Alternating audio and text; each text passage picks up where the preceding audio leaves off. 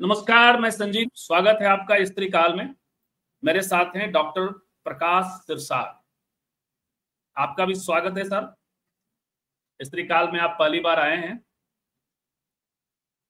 सबसे पहले प्रोफेसर प्रकाश सिरसाट से परिचय करा लेते हैं अपने दर्शकों का। तो आपने आज जिस पर बात करने वाले हैं, पुराना मराठवाड़ा यूनिवर्सिटी, लेकिन पिछले 3 दशक से बाबा साहब डॉक्टर भीमराव अंबेडकर यूनिवर्सिटी के हवाले से। तो वहां आप डायरेक्टर ऑफ स्टूडेंट्स वेलफेयर रहे, आप वहां प्रोफेसर रहे। आपने करियर शुरू किया मिलिंद कॉलेज से। तो मिलिंद कॉलेज की थोड़ी सी झलक भी हम इस वीडियो में अपने दर्शकों को थोड़ी देर बाद दिखाएंगे। जो आधा घंटा 40 मिनट तक बातचीत करेंगे वो उसका संदर्भ है कि भाई बाबा साहब से कौन लोग हैं जो नफरत करते हैं, और उसका एक जीता जागता एग्जाम्पल महाराष्ट्र का नामांतर आंदोलन है। और उस वक्त में हुई 26 से 30 शहादतें ऐसी मानी जाती हैं हुई थी। तो वो एक जीता जागता उदाहरण है, और उसका एक उदाहरण तो आज भी है, और वह है मध्य प्रदेश में चीफ जस्टिस के आदेश के बावजूद जबलपुर खंडपीठ में बाबा साहब अंबेडकर की मूर्ति बैठाने को लेकर हो रहा विरोध। ऐसे कई सारी कभी कभी खबरें आती हैं कि मूर्ति कहीं तोड़ दी गई है, कहीं कहीं पूरा, और वो शो किया जाता है। तो हम नामांतर आंदोलन के इतिहास के जरिए इस प्रवृत्ति को भी समझने की कोशिश करेंगे और इतिहास को भी समझेंगे क्या सब हुआ था। प्रकाश सिरसाट सर जो हैं वो खुद भी उस आंदोलन में भागीदार थे। आप चर्चित अम्बेडकराइट चिंतक हैं, और इन्होंने एक संगठन भी फॉर्म किया था, दलित युवा अघाड़ी। अघाड़ी मतलब होता है ऑर्गेनाइजेशन, शायद वो बताएंगे मराठी में, अघाड़ी। और वो बाद में इनका संगठन पहले बना था, और बाद में पैंथर मूवमेंट, जो चर्चित मूवमेंट है महाराष्ट्र का, उसकी शुरुआत होती है, यानी 1972 के पहले। थोड़ा सा मैं ब्रीफ पहले दे दूं कि 1978 में शरद पवार की सरकार आई थी। उस वक्त अम्बेडकराइट लोगों की मांग पर मराठवाड़ा यूनिवर्सिटी का नाम बाबा साहब के नाम पर करने का डिसीजन हुआ था। कोई करेक्शन होगा तो आगे प्रकाश सर बताएंगे। उसके बाद पूरे औरंगाबाद के इलाके में, पूरे मराठवाड़ा में, परभनी में, जालना में लगातार हमले हुए जातिवादियों द्वारा, उसमें मराठे भी थे, और ब्राह्मणवादियों द्वारा, ये सवर्णों द्वारा हमले हुए, कई सारी शहादतें हुई। अब क्या संयोग है, ये सब चला 16 साल तक, जब तक कि तीसरी बार, पहली बार बने थे 78 में, 78 के आसपास मुख्यमंत्री थे। उसके बाद जब तीसरी बार शरद पवार मुख्यमंत्री बन के आए तो मराठवाड़ा यूनिवर्सिटी का नाम बदल सका। अब सारा इतिहास और सारी घटनाओं पर हम बात करेंगे। प्रकाश सर, आपका फिर से एक बार स्वागत है। सबसे पहले प्रकाश सर, जो हुआ, आज भी हम तो, हमारे बगल में मैं जहां बैठा हूं पटना में, वहां से थोड़ी सी 80-90 किलोमीटर की दूरी पर मुजफ्फरपुर एक शहर है। वहां 92 में मुजफ्फरपुर बिहार विश्वविद्यालय का नाम बाबा साहब के नाम पर किया गया था। उसके 2 साल बाद 94। लेकिन उसका बड़ा महत्व इसलिए भी है कि नोटिफिकेशन के बाद इतना जबरदस्त संघर्ष वर्णवादियों और जातिवाद के विरोधियों के बीच हुआ था। क्या क्या हुआ था, थोड़ा सा पहले आप अपने हवाले से, आप तो खुद इंस्ट्रूमेंटल थे जी। प्रकाश सर। देखिए, मैं ये सोचता हूं कि विद्यापीठ के स्थापना के इतिहास से लेकर शुरू करें तो कुछ बात ठीक से समझ आएगी। जैसे मिलिंद महाविद्यालय औरंगाबाद में बाबा साहब ने शुरू किया था 1950 में। तब यहाँ की जो जनता थी, जो उच्च वर्णीय थे, उनका ये मानना था कि यहाँ पर कोई पढ़ने नहीं आएगा, आप किस लिए ये मेहनत कर रहे हैं बेवजह की। तो बाबा साहब कहते थे कि छोड़िए इस बात को, आप देखते रहिए कि यहाँ विश्व महाविद्यालय ही नहीं, बल्कि थोड़े ही समय में विश्वविद्यालय की जरूरत पड़ने वाली है। और उन्होंने मिलिंद शुरू किया 1950 में। और 1957 में सिर्फ 7 साल बाद यहाँ पर एक समिति का गठन किया गया।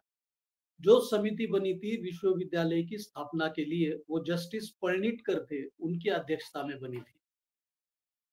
तो ये बाबा साहब के विजन को दर्शाने वाली बात थी कि जहां लोग कहते थे कि यहाँ कुछ नहीं होने वाला, वहां 7 साल के अंदर विश्वविद्यालय बनाने की जरूरत पड़ी। अब हुआ ये कि जिस तरह से लोग कहते थे कि यहाँ पे महाविद्यालय की आवश्यकता नहीं है और बाबा साहब कहते थे कि जरूरत है, तो एक बात तो उसमें ये थी कि शिक्षा सर्वसामान्य लोगों के तक जाए ही ना, उन तक शिक्षा पहुंचे ही ना, ये इरादे ये लोगों के थे।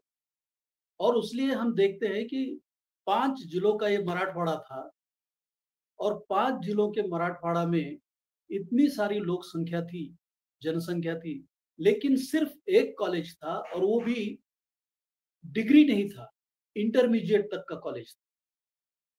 तो जिस तरह का दुर्लक्ष्य किया था इन्होंने, जिस तरह से नजरअंदाज किया था लोगों के शिक्षा के लिए, तो वही परंपरा चलाने के हिसाब से शायद लोग कहते थे कि यहाँ पर महाविद्यालय की जरूरत नहीं है। और फिर हम देखते हैं कि जब निजाम का कर्जा लिया गया, निजाम ने कर्जा दिया, तो यहाँ का जो डेली था एक मराठवाड़ा, उसने अग्रलेख लिख करके बताया था कि सरकारी खर्चे से प्राइवेट कॉलेजेस के लिए ग्रांट देना उचित नहीं है। और फिर जो मराठवाड़ा ये लिखता था, उसी के लोगों ने बाद में शिक्षा संस्था स्थापन की और उसके लिए सरकारी ग्रांट लिए और वो बड़े खुश होकर लिखते थे कि हमारे ये कॉलेज के लिए सरकार ने ये ग्रांट दिया। तो ये जो भेदभाव है कि जहां निजाम ने बाबा साहब को कर्जा दिया तो उनको ये कहा गया कि ये उचित नहीं है, ये भी कहा गया कि बाबा साहब निजाम के हस्तक है, वो निजाम को मदद करते थे, मतलब हिंदू के खिलाफ मुस्लिमों के पक्षधर थे। इस तरह की बात बाबा साहब के बारे में की गई। तो इस पर से समझ आता है कि ये वो नहीं था कि यहाँ पे किसी महाविद्यालय की आवश्यकता नहीं है या विश्वविद्यालय की आवश्यकता नहीं है। ये वो था कि उन लोगों के नजर में इन किसी को पढ़ाने की जरूरत ही नहीं थी और इसलिए फिर वो विश्वविद्यालय को बनाना नहीं चाहते थे। लेकिन अब बाबा साहब ने कॉलेज कर लिया तो सारे विद्यार्थी आने लगे और फिर वो आवश्यकता पड़ने लगे कि इन सारे कॉलेजेस को बाद में विश्वविद्यालय की आवश्यकता पड़ी। जी, आवश्यकता पड़ने लगी क्योंकि वो हैदराबाद के यूनिवर्सिटी से एफिलिएटेड थे ये कॉलेजेस यहाँ के सारे। जी, वो हैदराबाद दूर था, इसलिए फिर यहाँ विश्वविद्यालय बनने की जरूरत हुई। मराठवाड़ा तो बहुत बाद में वो हुआ, महाराष्ट्र में शामिल हुआ 60 में, उसके पहले की ये बात, 1960 के पहले। तो 57 में कमेटी बनी। उस कमेटी में बाबा साहब के महाविद्यालय के प्रिंसिपल और बाबा साहब के बहुत निकट के सहकारी professor M B Chitnis, principal M B Chitnis, वो भी कमेटी के मेंबर। और मराठवाड़ा मुक्ति आंदोलन के जो पक्षधर थे, उनमें से एक वैशम पायन थे, वो भी कमेटी के मेंबर। तो ये लोगों ने अपने अपनी बात रखी, लेकिन कमेटी का मानना था कि किसी व्यक्ति विशेष का नाम इस विश्वविद्यालय को नहीं देना चाहिए और इसलिए फिर उसका नाम मराठवाड़ा कर दिया। बाद में हुआ ऐसे कि एक प्रधान थे, एसटी प्रधान प्रोफेसर थे, जो मिलिंद में इंग्लिश पढ़ाते थे। तो उन्होंने मिलिंद का जो एनुअल मैगजीन निकलता था, वार्षिकांक निकलता था, उसमें एक आर्टिकल लिखा और कहा कि इस विश्वविद्यालय को बाबा साहब का नाम देना उचित होगा। ये 60 के आसपास की बात। और फिर 1974 में 1974 एक रिपब्लिकन विद्यार्थी संगठन थी, रिपब्लिकन स्टूडेंट्स एसोसिएशन था वो।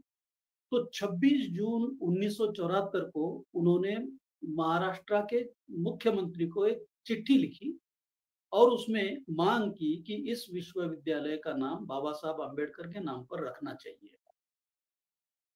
बाद में जब इमरजेंसी उठ गई, इमरजेंसी के दरमियान पैंथर का बंटवारा हुआ और पैंथर राजा ढाले ने बर्खास्त की, लेकिन अरुण कांबळे, गंगाधर गाड़े, ये जो लोग थे, इन्होंने फिर भारतीय दलित पैंथर के नाम से उस संगठन को चलाने का निर्णय लिया। और अब हम देखते हैं कि उसके बाद में 1977 में भारतीय दलित पैंथर ने 7 जुलाई 1977 को नामांतर की मांग की। तो इस तरह से नामांतर की मांग एक चर्चा का विषय बन गई।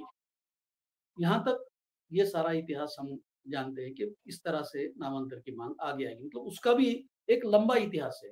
जहाँ की चिटनीस मेंबर थे, उन्होंने भी मांग की थी, बीच में स्टूडेंट्स फेडरेशन ने भी मांग की थी, एसटी प्रधान भी उसके थे, और फिर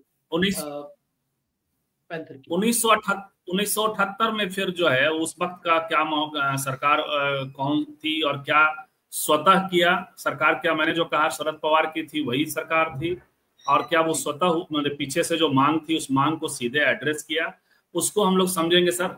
यहाँ जो है बिहार में 1992 वाली जो बात मैंने कही जो लालू जी के टाइम में हुआ था, उसमें सरकार के स्तर पर, आज उनका जन्मदिन भी है लालू जी का, हम लोग उनके अच्छे स्वास्थ्य की कामना करते हैं।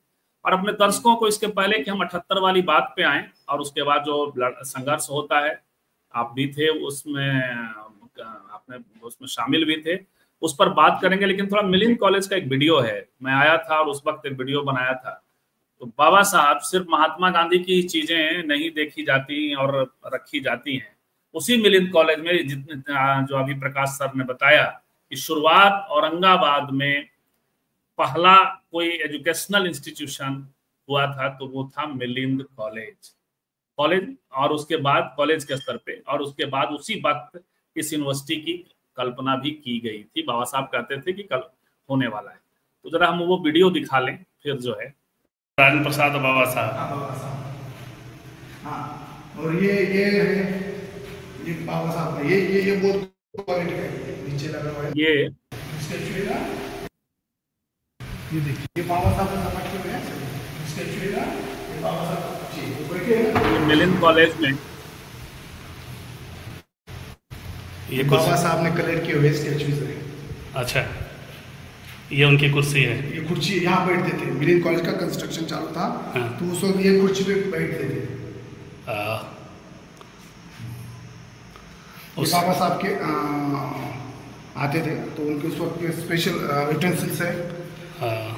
उस समय उस समय कांसे का बर्तन ज्यादा चलता, कांसे का ज्यादा चलता था। वो हालांकि की जो है वो इम्पोर्टेड है, वो जो बीच वाला एक इम्पोर्टेड है, चीनी मिट्टी। हाँ। और ये फोटो पहले बाहर लगा हुआ था, अभी अंदर आया ये कॉलेज की स्थापना का। हाँ, ये भी छोटी छोटी कुर्सियां साइड में रखते थे, छोटी कुर्सी। डॉक्टर राजेंद्र प्रसाद बाबा साहब। हाँ, और ये बाबा साहब का ये बहुत क्वालिटी का है, नीचे लगा हुआ है। और ये बाबा साहब को चलने में तकलीफ होती है हमारे साथ, तो लोग उठा के बाबा साहब पेड़ का दर्द था तो ये बेड यहाँ आराम करते होंगे। हाँ, उस वक्त ये तौलिया वगैरह है बाबा साहब का। ये है डॉक्टर बाबा साहब अम्बेडकर यानी हात लेल्या दुर्मिळ ऐतिहासिक वस्तू संग्रहालयाचा सौंदर्यीकरण, मध्य महाविद्यालयातील प्राचार्य आदि आदि। सभी बुद्ध मूर्ति में ज़्यादा से ज़्यादा खुली आँख वाले बुद्ध हैं जो बाबा साहब पसंद करते थे। ये उनके ये उठाने के लिए कुर्सी से चलने में तकलीफ थी ना, ये कुर्सी साथ में रहती थी, ये उठा के ले जाते होंगे लोग जब परेशानी में आ गए होंगे। हाँ। ये उनके कपड़े, आमतौर पे गांधी जी की चीजें ऐसे सहेज कर रखी। तो ये है सर, आमतौर पे हमने कहा कि गांधी जी की चीजें सहेज कर रखी जाती हैं यहाँ मिलिंद कॉलेज में। तो जिनकी भी रुचि है, जो औरंगाबाद नहीं गए होंगे, उन्होंने देख लिया होगा कि एक एजुकेशनल इंस्टीट्यूशन जो बाबा साहब ने। खैर, अब हम लोग 1978 के जो वहां से जो शुरू होता है वहां से आगे बढ़ते हैं, क्या हुआ और कैसे फिर पूरे और मराठवाड़ा में संघर्ष छिड़ा। तो 77 के बाद में बराबर मांग होती रही, अलग अलग संगठन इस मांग को लेकर के सरकार के पास जाते थे कि भाई इस विश्वविद्यालय का नाम बदल दो।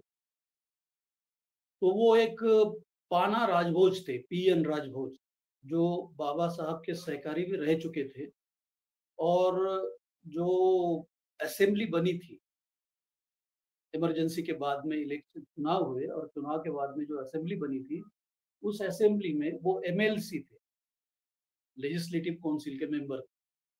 तो उन्होंने प्रस्ताव रखा कि बाबा साहब का नाम मराठवाड़ा विश्वविद्यालय को देने के विषय पर सदन में निर्णय लेने के लिए चर्चा हो। और उनके प्रस्ताव को लेकर के शरद पवार जी मुख्यमंत्री थे, चीफ मिनिस्टर, तो उन्होंने वो विषय चर्चा के लिए लेने की बात कही और निर्णय ले लिया कि 27 जुलाई 78 1978 उस दिन सदन के दोनों ग्रहों का संयुक्त तरह से डिस्कशन हुआ। मतलब अलग अलग सदन में बैठते उस तरह से नहीं, विधानसभा और विधान परिषद दोनों के लोग एक साथ में बैठ के संयुक्त मीटिंग में वो चर्चा हो गई। और वहां पे जो मांग थी कि नामांतर किया जाए, कि मराठवाड़ा बदल करके पूरी तरह से डॉक्टर बाबा साहब आम्बेडकर विश्वविद्यालय इस तरह का नाम किया जाए।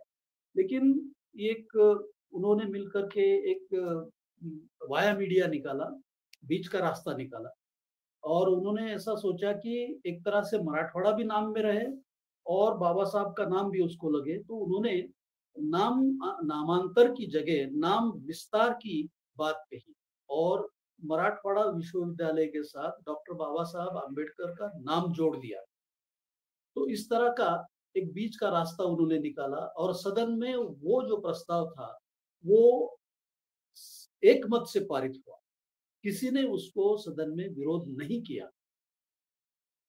अब हुआ ऐसे कि पैंथर के अध्यक्ष उस समय थे प्रोफेसर अरुण कांबळे, और अरुण कांबळे जी से यह सवाल पूछा पत्रकारों ने। शाम में 7 बजे न्यूज आती थी रेडियो पर, दूसरा तो कोई साधन नहीं था, तो 7 बजे मराठी में न्यूज आती थी कि सदन में क्या हुआ दिन भर।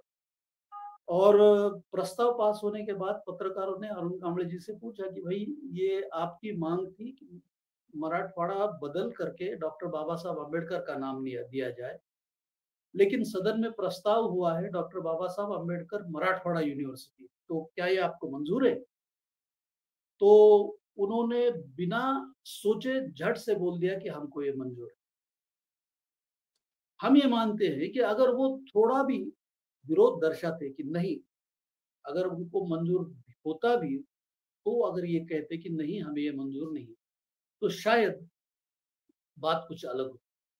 लेकिन जिस तरह से इन्होंने वो निर्णय को स्वीकार किया, वो स्वीकार करने के बाद में सारे एमएलए छुट्टी के लिए गांव गए और रात में, उसी रात में 27 की रात। अच्छा, उन्होंने बिना इफ नो बट किए कह दिया कि ये हमें स्वीकार है? बिल्कुल स्वीकार है कह दिया उन्होंने। अच्छा, तो स्वीकार ना कहते, आपका ऐसा क्यों मानना है कि वो ऐसा न स्वीकार ना करते तो बात कुछ और होती? वो अगर ऐसा कहते कि नहीं हमको मराठवाड़ा उसमें मंजूर है ही नहीं, तो अगर उस समय हिंसाचार हो भी जाता तो लोग इसलिए हिंसाचार करते कि नहीं मराठवाड़ा उसमें रहना चाहिए, तो नाम अच्छा। तो लग जाता, इसलिए विरोध करते। अब अगर आप एक कदम पीछे हटे तो वो तो आपको पूरा ही पीछे हटाने के लिए तैयार थे फिर, कि होना ही नहीं चाहिए, होना ही चाहिए, ऐसा होना नहीं चाहिए, ऐसा किया उन्होंने। और जो इसके विरोधी लोग थे वो इसको पूरी तरह से चाहते थे कि ना हो। आप ऐसा ना हो जी। तो फिर हिंसाचार उसी रात में शुरू हुआ। हम एक देखते हैं कि वो मराठवाड़ा दैनिक में ही एक बाबा दळवी थे, वो उपसंपादक थे, वो थे सीकेपी। लेकिन सीकेपी मतलब कायस्थ महाप्रभु, जो उद्धव ठाकरे, इधर हिंदी वालों को बताते चलते हैं, जो उद्धव ठाकरे और बाला साहब ठाकरे। जी, बाला साहब ठाकरे, उद्धव ठाकरे, या फिर जो सुरबानाना टिप्पणीस थे पहाड़ के, बाबा साहब के जो सहकारी थे नाना सुरबानाना, जिनकी वजह से पहाड़ का प्लान बना। प्रधान, ये वो सारे लोग प्रबोधनकार जी, वो प्रबोधनकार। तो उन्होंने एक रिपोर्ट लिखा है हिंसाचार, और उन्होंने लिखा कि मराठवाड़ा स्वतंत्रता संग्राम में जिस तरह से हिंसाचार हुआ, ठीक उसी तरह से हिंसाचार नामांतर के विरोध के हिंसाचार में भी हुआ। जैसे रास्ते में के पुल उड़ा दिए गए, तोड़े गए, और फायर ब्रिगेड की गाड़ियां जलाई गई, क्योंकि अगर घर जलाए, झोपड़ियां जलाई गई, तो ये फायर ब्रिगेड वाले जाके उनको बचा सकते हैं, तो वो न बचाए, इसलिए फायर ब्रिगेड की गाड़ियां जलाई और फिर घर जलाए। पुलिस या कोई और मदद उन तक ना पहुंचे, इसलिए वो ब्रिज, पुल तोड़ दिए गए और हमले, जबरदस्त हमले किए गए। तो एक ही रात में, एक थोड़ा ठहर कर जी, एक रात में पूरे मराठवाड़ा में, बिल्कुल बिल्कुल एक ही रात में पूरा मराठवाड़ा। आप हाँ, एक बात मैं क्लियर करता हूँ कि जिस जिले में हमारा काम था वो बीड़ जिले में हमने कुछ नहीं होने दिया। हालांकि वहां पर 14 एट्रोसिटी के केसेस चल रहे थे। पर्सनली आपका जो, जहां आपका पर्सनली काम था, वहां आपने कुछ नहीं, ऐसा कह रहे हैं? वो होने नहीं दिया। बीड़ जिले में कुछ भी नहीं हुआ, 2 गांव में हुआ, सिर्फ 2 गांव थे, एक धर्मापुरी और एक भोगलवाड़ी। तो धर्मापुरी में हमारा काम नहीं था, पैंथर का काम, और भोगलवाड़ी का वो जो पर्सनल राइवलरी का कुछ इशू था, इसलिए वहां पर लोगों ने आपस में था, वो मतलब दलितों पे कुछ नहीं हुआ, लेकिन अदर कास्ट ओबीसी के आपस में कुछ हो गए उनके इशू, मराठा और ओबीसी में। तो औरंगाबाद से लेकर सीधा नांदेड़ तक, खास करके ये जो रेलवे का ट्रैक है, औरंगाबाद से जालना, परभनी और नांदेड़, इस तरह जाने वाला जो ट्रैक है, उस ट्रैक पे सबसे ज्यादा हिंसाचार हुआ। और ऐसा मानते हैं कि जो मराठवाड़ा मुक्ति सेना के नेतृत्व करने वाले लोग थे, मराठवाड़ा को वो स्वतंत्र कराने की मांग करने वाले लोग थे, उनमें सहभागी लोग थे, उन्होंने ये रात भर में सब तरफ फैला दिया। एक तो इनके खुद के रिपोर्टर हर गांव में थे, हर गांव में इनका खुद का रिपोर्टर था, क्योंकि मराठवाड़ा ही सबसे बड़ा दैनिक हुआ करता था उस जमाने। तो मैं कह ये रहा था कि हिंसाचार इस तरह से फैला, इसको अगर आप ट्रैक करने जाएंगे तो आप देखेंगे कि रेलवे के ट्रैक पर बहुत बड़ा हिंसाचार हुआ, और सारे गांव में। और दूसरी बात ये थी कि एक ही रात में सारी तरफ हुआ। इसीलिए बाबा दळवी जो मराठवाड़ा में काम करते थे, उन्होंने खास करके हिंसाचार पर किताब लिखी और कहा कि ये जो तरीका था इनका, ये ठीक उसी तरीके से हुआ जिस तरह से नेटवर्क का इशू हुआ। प्रकाश सर दोबारा जुड़ेंगे, लेकिन हम एक इतिहास पर की बात कर रहे हैं, जो इतिहास आपको और डिटेल में हम जानने की, समझने की कोशिश करेंगे। एक बात इन्होंने, प्रकाश जी ने कही कि विधानसभा और विधान परिषद की संयुक्त बैठक में तो सीधे सीधे 1978 में जो मराठवाड़ा यूनिवर्सिटी का बाबा साहब के नाम पर नामकरण होना था, वो स्वीकार कर लिया गया।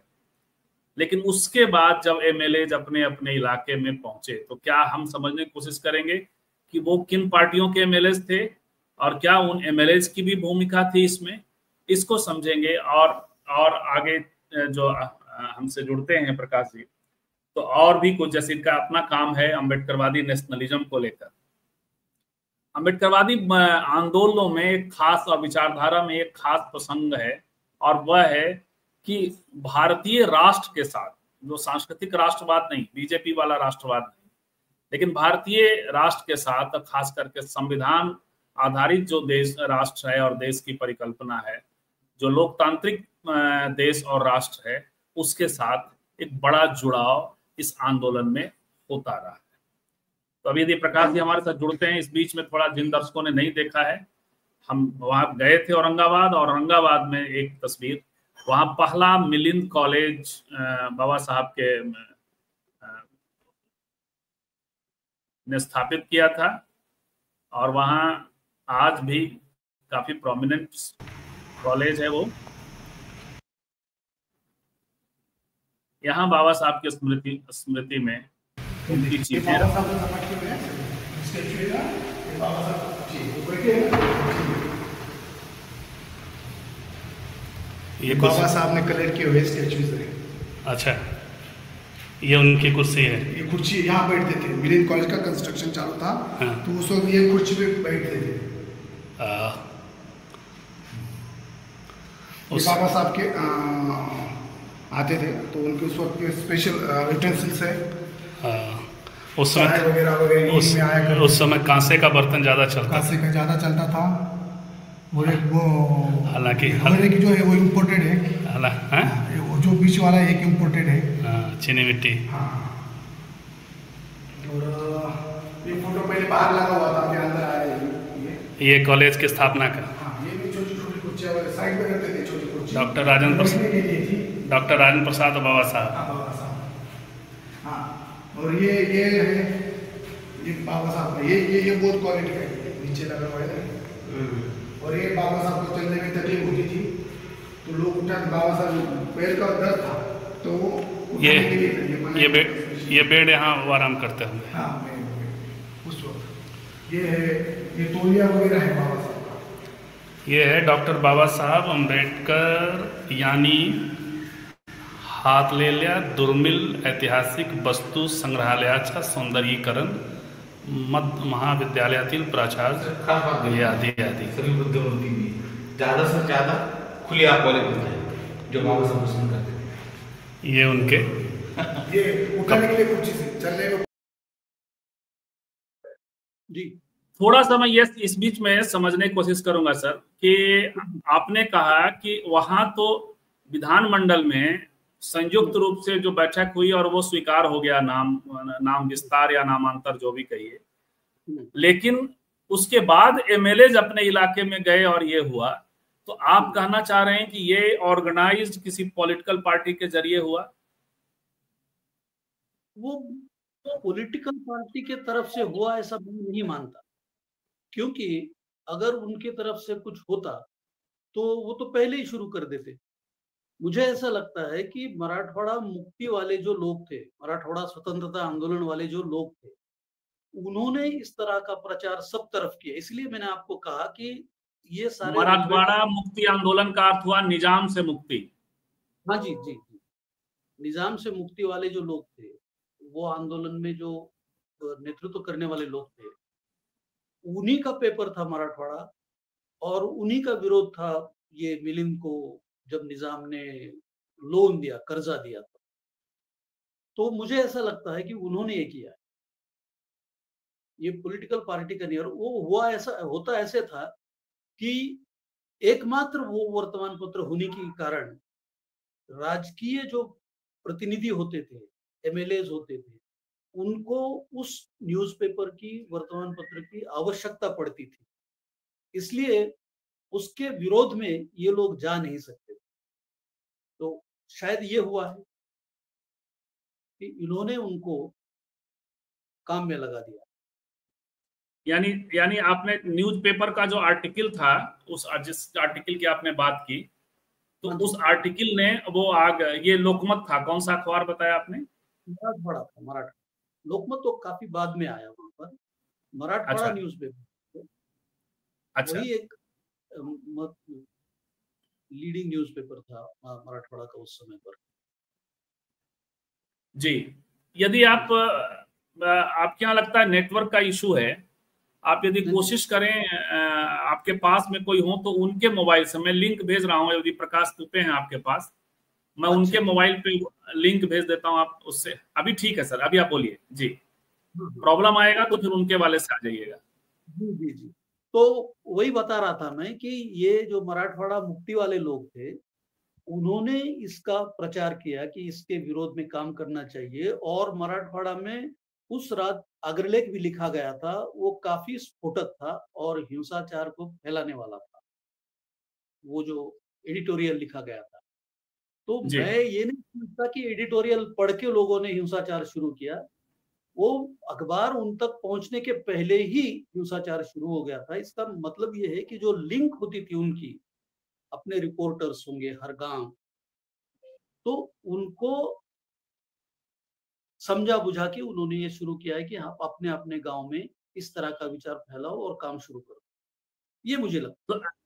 तो ये हिंदुत्ववादी संगठन भी अब इसमें यानी मुस्लिम एंगल भी है, यानी मुस्लिम नफरत का भी मामला ये निजाम से जाकर जुड़ जाता है। नामांतर विरोधियों का जुड़ा ना। आप कह रहे हैं कि वो लोग थे जो मराठवाड़ा मुक्ति में लगे थे, जिनको बाबा साहब का मिलिंद कॉलेज का इसलिए विरोध था कि निजाम पैसा दे रहे हैं, तो वो सब मिलाकर के एक खास किस्म से मुस्लिम विरोध भी इसमें शामिल हो गया, मुस्लिम दलित। नहीं, मुस्लिम विरोध तो मुझे लगता नहीं, वो एंगल इस आंदोलन में नहीं था, क्योंकि वो जो हिंसाचार हुआ विशेष रूप से जो अंबेडकरवादी दलित थे उन पर ही अत्याचार हुआ, उनको ही हिंसा का सामना करना पड़ा। बाकी जो दलित थे उनको ये सामना करना नहीं पड़ा। अब जैसे मैं बताऊं कि मैंने 2 नाम बताए आपको कि एक सुगाव में जनार्दन मावाड़े मारा गया, तो वो बेसिकली महार था और बुद्ध बना था, तो उसका तो ठीक है कि वो अंबेडकरवादी था। लेकिन पोचीराम कांबळे जो था, जो टेंभुर्णी में मारा गया, वो महार नहीं था, वो मांग था, उसको भी मारा गया। और एकमात्र मांग है जिस पर अत्याचार हो गया उस हिंसाचार में, तो वो ये था कि जो भी अंबेडकर की बात करेगा उस पर अत्याचार हो। तो बाकी अगर आप न्यूट्रल है, आप अंबेडकर की बात नहीं करते, तो आपको कोई खतरा नहीं था, चाहे आप दलित हो, कोई भी हो। यानी तब भी इस तरह था। लेकिन खैर उसके बाद ये लगभग 16 सालों तक ये आंदोलन चला ना। जी 1994 तक। जी, तो उसमें जो प्रमुख भूमिकाएं जिनकी 2-4 लोगों का आप के बारे में का नाम लेते चलिएगा, और फिर बताइए कौन सी स्थितियां बनी कि 94 में फिर इसका नामकरण हो सका। वो अभी ऐसे था कि 1978 तक पैंथर लीड पर था ये आंदोलन में, उन्हीं की मांग थी। बाकी हम जो थे वो सिर्फ हमारे बाकी मांग के साथ एक मांग रखते थे, उसके लिए विशेष रूप से हम कोई कुछ काम करते नहीं थे, क्योंकि हमारे काम काफी थे। भूमि को वो कब्जे में लेने का आंदोलन था, या फिर वो सामुदायिक खेती, मतलब कलेक्टिव फार्मिंग का भी प्रोजेक्ट चलाते थे हम, तो उसमें काफी व्यस्त थे, इसलिए समय निकालना मुश्किल। लेकिन जब हमारे ध्यान में आया कि ये इस तरह से आंदोलन अगर चले तो कुछ मिलने नहीं वाला, और जिस तरह से इसको ये दलितों को उसका खामियाजा भुगतना पड़ा, उस तरह से भुगतना ना पड़े, इस तरह से कुछ करना चाहिए, ये हम सोच रहे थे। तो पहले तो नामांतरवादी विद्यार्थी नागरिक कृति समिति का गठन किया गया, सिटीजन्स और स्टूडेंट्स फोरम ऐसा बोलेंगे नामांतर के लिए। और उसमें सब धर्म के लोग आते थे, सब जाति के लोग आते थे, सब पक्ष के लोग आते थे। जैसे उसमें सीपीआई के कॉमरेड चंद्रगुप्त चौधरी थे, और सोशलिस्ट पार्टी के अंकुश भालेकर थे, प्रताप बोराडे थे, या फिर हमारे काशीनाथ नावंदर जी थे, जो काशीनाथ नावंदर मराठवाड़ा पेपर के ट्रस्टी भी थे। तो उन्होंने ट्रस्टीशिप का रिजाइन किया और नामांतर के आंदोलन में। और एक बात आपको बता दूं, बहुत इंपॉर्टेंट है, कि जिस मराठवाड़ा के एडिटर अनंत भालेराव थे, उनका खुद का बेटा निशिकांत भालेराव हमारे साथ कृति समिति में नामांतर की मांग में लड़ रहा है। ये तिलक और तिलक के बेटे जैसा हो गया। तिलक के बेटे श्रीधर पंत तिलक के हो गया हो। बिल्कुल, श्रीधर पंत जो है वो बाबा साहब के अनुयायी भी थे, जिन्होंने संदिग्ध मौत की आत्महत्या समाज समता संघ स्थापन किया था, और आत्महत्या की सिर्फ 2 लेटर लिखे थे, तो एक बाबा साहब का था, दूसरा डिस्ट्रिक्ट कलेक्टर का था पूना की, इसी तरह का हुआ वो। दूसरा ऐसा था कि एक मोहन देशमुख नाम के थे, जो यूथ लीडर थे उस जमाने के, कांग्रेस के कार्यकर्ता थे, और उनका सगा भाई सुभाष लोमटे, वो नामांतर के आंदोलन में था और मोहन देशमुख नामांतर विरोध का आंदोलन लीड कर रहे थे। तो इस तरह से नामांतरवादी कृति समिति जिस तरह से हमने बनाई, उसमें काफी सारे परिवर्तनवादी, प्रागतिक विचार के लोग अलग अलग जाति के थे और उसको हमने संगठन किया। यहाँ तक कि जिसको हम वारकरी कहते हैं, पंढरपुर में जो महीना भर चल के अभी जो शुरू हुआ है वारी, तो बड़े धार्मिक लोग होते हैं, तो वो वारकरी भी इसमें शामिल हो गए थे नामांतरवादी कृति समिति में। और उनको लेकर के हमने पहले पूरा मराठवाड़ा का एक टूर किया कि लोगों को समझाया, अपने अपने लोगों को उन्होंने समझाया कि भैया तुमको क्या दुख है इसमें। वारकरी को उसने समझाया कि भाई वारकरी की परंपरा ये है, भक्ति संप्रदाय की परंपरा ये है कि चींटी को भी ना मारे, तुम इंसान के घर जला रहे हो। ऐसा उन्होंने सारों को समझ के बताया। कोई जैन था, कोई मारवाड़ी था, सबने अपने अपने लोगों को समझाया कि ये बात सही नहीं। तो इसको ये आप शरद पवार की जब सरकार दोबारा बनी 1993 से शायद 95 तक की उनकी सरकार थी, हाँ। उस वक्त फिर ये निर्णय ले लिया गया कि आप जो है, उस वक्त आरपीआई भी शामिल था उनकी सरकार में जी। रामदास मंत्री थे और उनका भी काफी था मुख्यमंत्री। लेकिन उसके अलावा ये जो नामांतरवादी कृति समिति थी उसका भी प्रेशर काफी था। और ऐसे था कि जो नामांतर के विरोध में थे उनमें से काफी लोगों को हृदय परिवर्तन कराने का काम नामांतरवादी कृति समिति ने बनाया था। तो एक जमाने के जो नामांतर के विरोधक थे, गंगाधर पात्रिकर, प्रिंसिपल डॉक्टर गंगाधर पात्रिकर, वही नामांतरवादी कृति समिति के अध्यक्ष बनाए गए बाद, और उनके नेतृत्व में उनके ही महाविद्यालय में, विवेकानंद कॉलेज में हमारी मीटिंग्स हुआ करती थी। उसमें जो सेक्रेटरी थे कमेटी के, वो एबीवीपी के स्टेट के लीडर थे। गंगाधर पात्रिकर शरद पवार के साथ में काम करने वाले थे, ये एबीवीपी के थे। लेकिन इनको सारों को, जिस तरह से एक कम्युनिस्ट पार्टी में भी दो, सीपीआई के भी दो, तो कृति समिति सीपीआई का क्या हुआ था? सीपीआई में दो गुट पड़े थे ये विषय पर। ये मानते हैं कि फौलादी संगठन होता है उनका, लेकिन वहां पर हुआ ऐसे था कि सीडी चौधरी थे एक, कॉमरेड सीडी चौधरी, तो वो नामांतर के पक्ष में थे।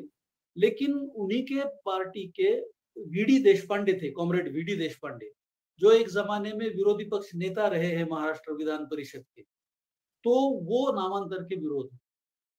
तो हुआ ऐसे कि हमारे बोलने चालने से, समझाने से वो वीडी देशपांडे जैसे लोग भी अपनी भूमिका को छोड़ के नामांतरवादी हो गए। इस तरह से जिनका विरोध था वो उस्मानाबाद में राजा साळुंके खत्म हुआ।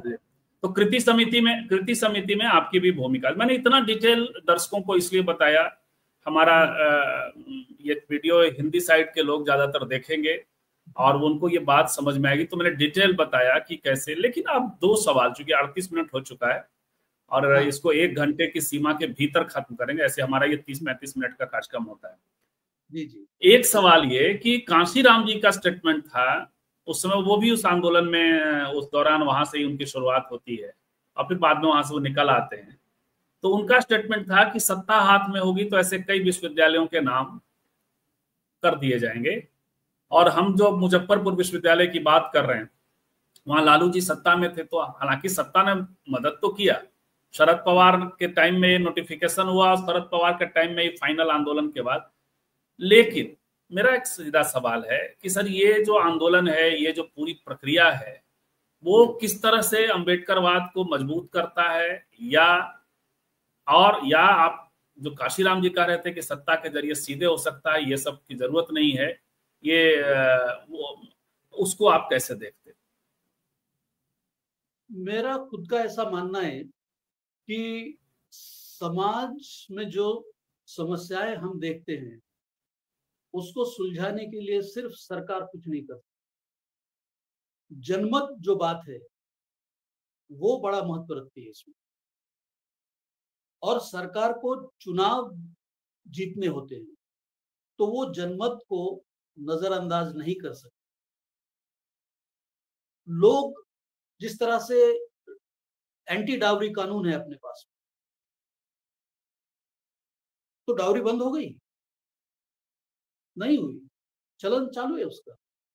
बाल विवाह कानूनन अपराध है, लेकिन हजारों लाखों बाल विवाह आज भी हो रहे हैं। अभी हमारे बीड डिस्ट्रिक्ट में देखा, 2 दिन पहले की न्यूज है, कम से कम 150 लड़कियां जो 16 से नीचे है, 18 तो बहुत दूर की बात है, उनकी प्रेगनेंसी देखी गई।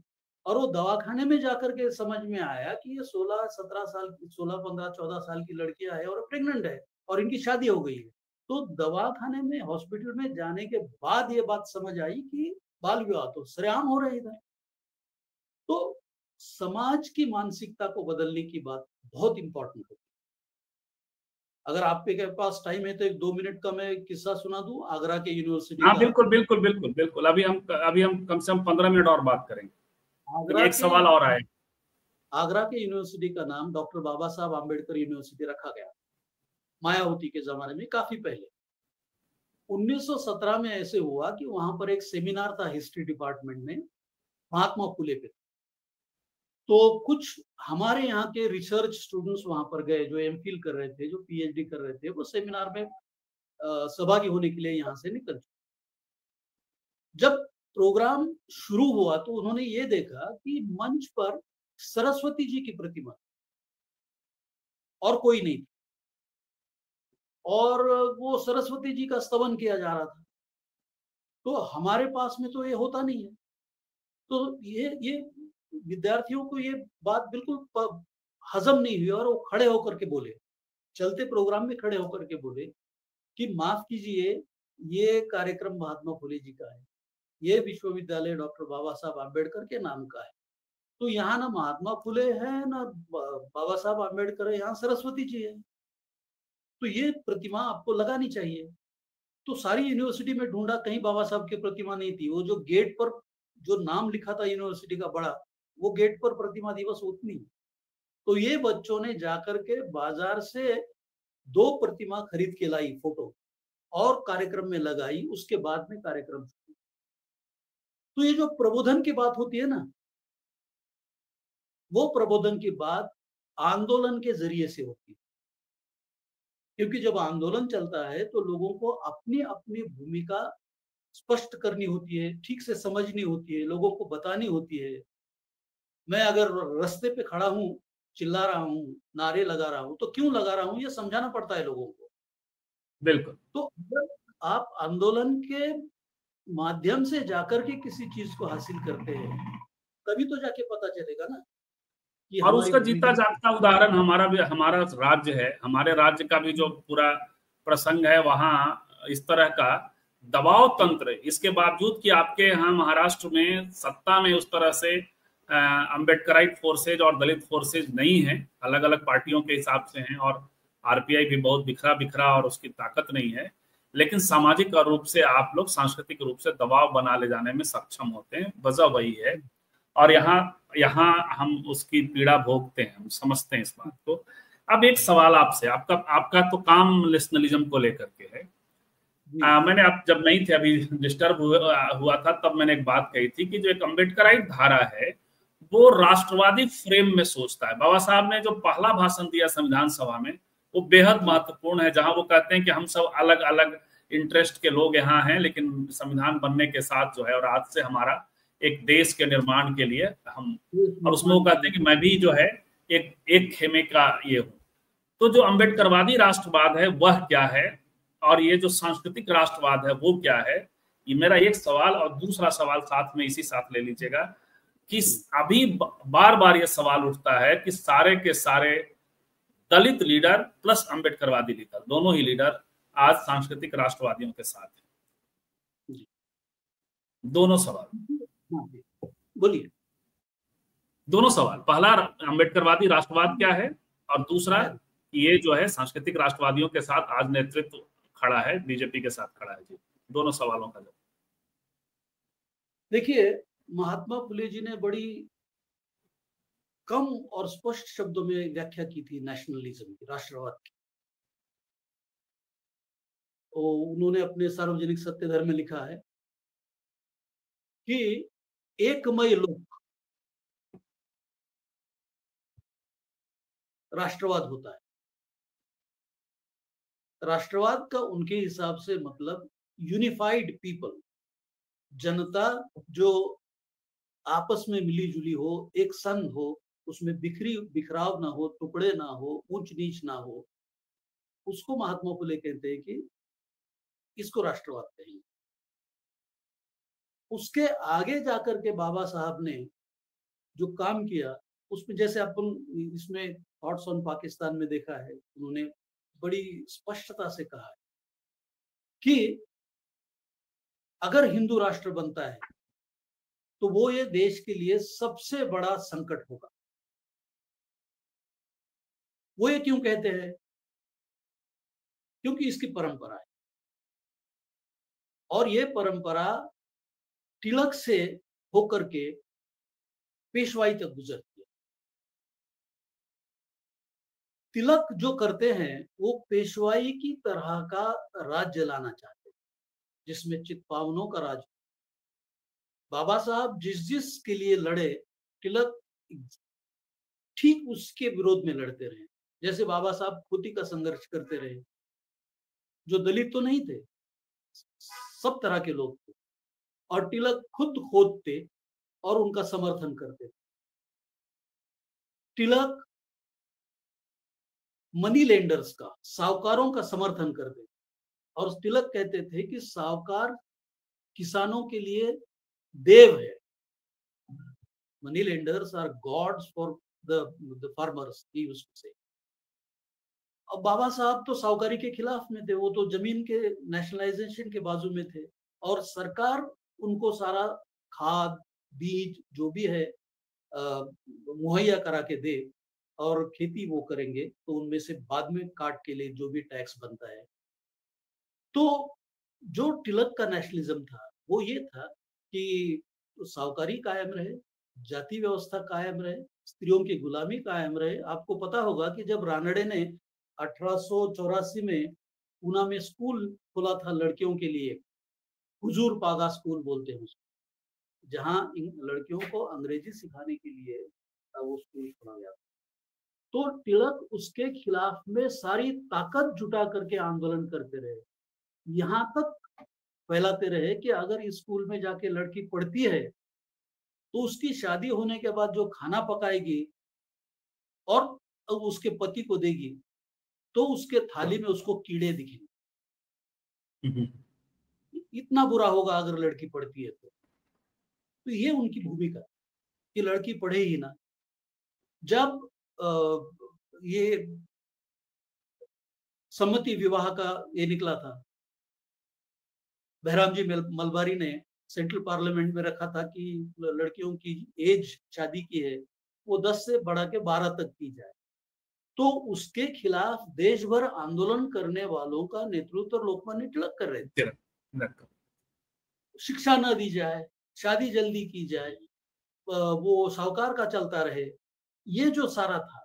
और फिर जब पार्लियामेंट में जाने की बात आ गई, चुनाव लड़ करके रिप्रेजेंटेटिव बनने की बात आ गई, तो तिलक कहते हैं कि वो तेली तांबोली वहां जाके क्या करेंगे, उनको क्या करना तेली तंबोली और कुनभट्टे विधि मंडलों में जाके क्या करेंगे, उनका क्या करना क्या है वहां जाकर।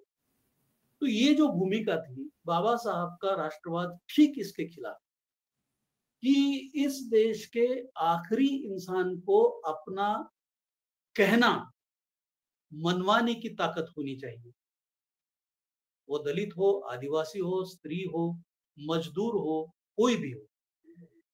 तो ये बाबा साहब का राष्ट्रवाद, तो ये बाबा साहब का राष्ट्रवाद है सर। यानी इस समता मूलकता जो है बाबा साहब के राष्ट्रवाद का की है, और जो है वर्णवादी एक वो बना रहे, हायरार्की बना रहे हर तरह का, और पूंजीवादी सेटअप के साथ वो वहां जाता है। लेकिन आज तो जो अंतिम सवाल है आज की बातचीत का, कि आज वही जो मैंने किया था कि जो आज के नेता हैं, जो अम्बेडकरवादी नेता भी हैं और कुछ दलित नेता हैं जो भले ही अम्बेडकरवादी नहीं हो लेकिन दलित अम्बेडकरवादी स्पेस पे विचरते हैं, वो सब के सब बीजेपी के साथ खड़े हैं।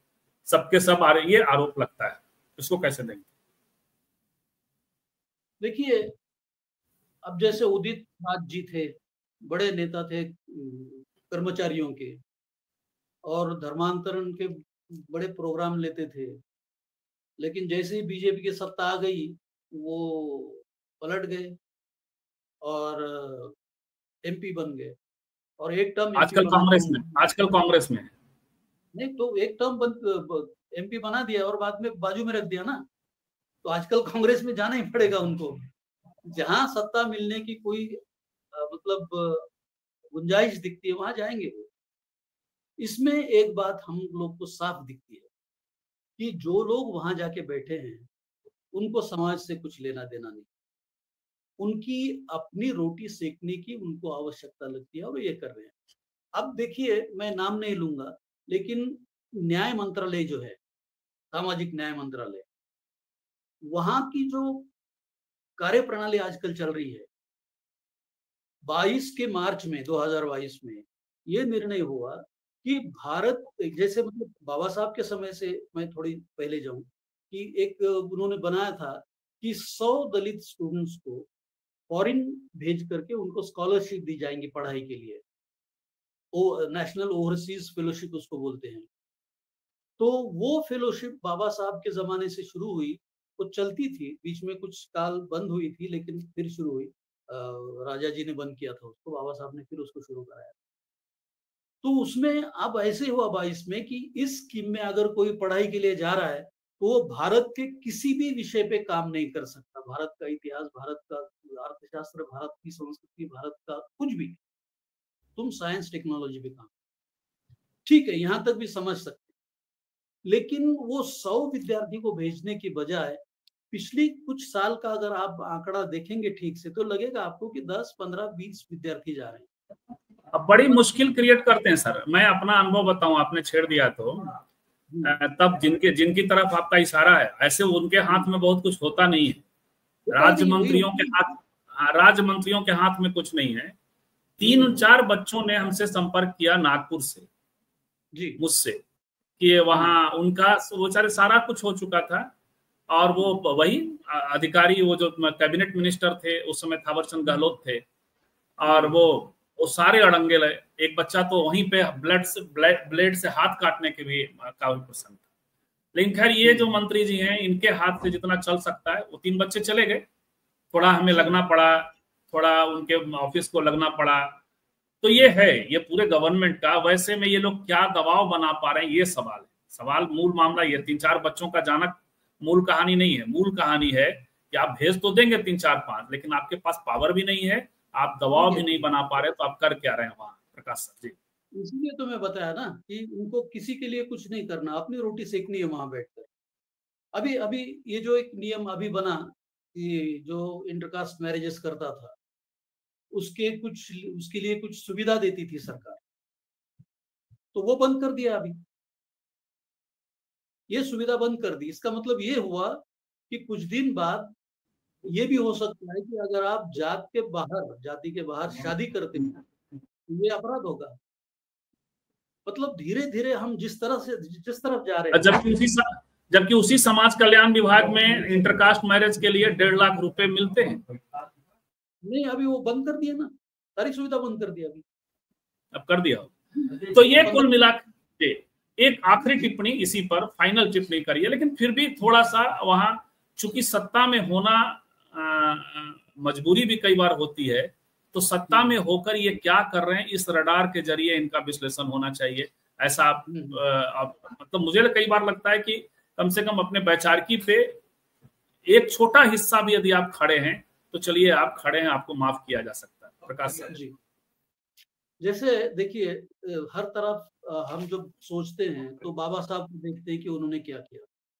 बाबा साहब भी मंत्री थे, और जिस तरह का अधिकार उनको मिला था और जिस तरह की अड़चने उनके मार्ग में लोग डालते थे, उनको मद्देनजर रखते हुए अगर आप देखेंगे तो यहां तक कि उन्होंने सोचा कि खदान में काम करने वाली औरतों को प्रेगनेंसी लीव उन्होंने मंजूर करवा दी। और जब उनको लगा कि भैया मुझे औरतों के लिए कुछ करना है, और सरकार उनके बाधाएं खड़ी करती है तो इस्तीफा देकर बाजू में निकलिए। मैं समझता हूँ ये मेरे लिए आदर्श कि ये ही क्लाइमेक्स है। बिल्कुल, जहां मैं कुछ कर नहीं सकता वहां से हट जाना चाहिए। बिल्कुल यही क्लाइमेक्स है। 47 के बाद बाबा साहब ने इसको एकदम हिंदू कोड बिल को अपना एजेंडा बना लिया था, और जब नहीं हुआ जी तो वहां से हट जाना चाहिए।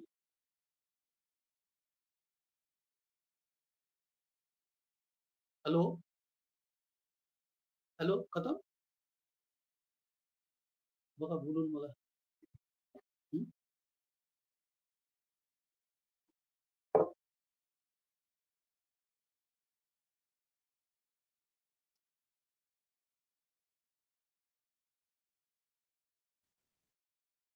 विचारून बघा। तो माफ करिएगा सर, लाइट हमारी ओर चले गए दर्शकों से भी, और जो अभी जुड़े हुए लोग हैं तो उन सब से भी ये मजबूरी है, ये मजबूरी है इस माध्यम की। हमारे यहाँ लाइट चली गई थी और अभी गई है, थोड़ी देर में आ जाए। तो कुल मिलाकर के जो आप आखिरी नोट पर खत्म करें कि आप यदि सत्ता की ओर गए हैं, एक खास मकसद से भी गए हैं, तब भी एक दौर तो आता है, बाबा साहब ने आपके सामने एग्जाम्पल रखा हुआ है कि जब आपके हित में और आपके समाज के हित में, आपके एजेंडे के हित में, आपकी वैचारिकी के हित से सरकार अलग जा रही है, तो इस्तीफा और सरकार से बाहर आना भी एक मार्ग होता है। बहुत बहुत धन्यवाद प्रकाश सर। हमने आज जो विषय रखा, बाबा साहब से कौन से लोग नफरत करते हैं, क्यों करते हैं, और कैसे वो नफरत मैनिफेस्ट होता है, ये हम चाहते थे कि लोग जाने समझें। अभी जो मध्य प्रदेश में जो हुआ या और जगह जगह जो होता है, उसका एक रेलिवेंस इतिहास के साथ भी जाकर के मिलता है। मिलते हैं फिर शाम में 9 बजे, और कल फिर मिलेंगे 11 बजे। बहुत बहुत धन्यवाद आपका भी और जितने भी आउटसाइड पैनलिस्ट थे सब। नमस्कार।